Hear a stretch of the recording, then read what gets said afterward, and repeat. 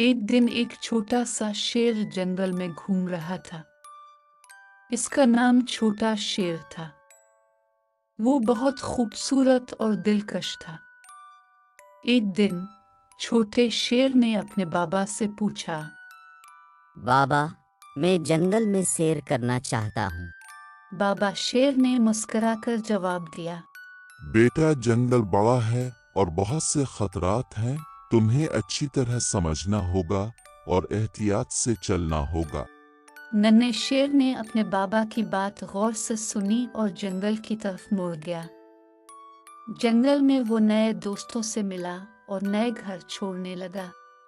एक दिन जंगल में बड़ी बर्फ पड़ी और छोटे शेर को रास्ता मालूम न हुआ।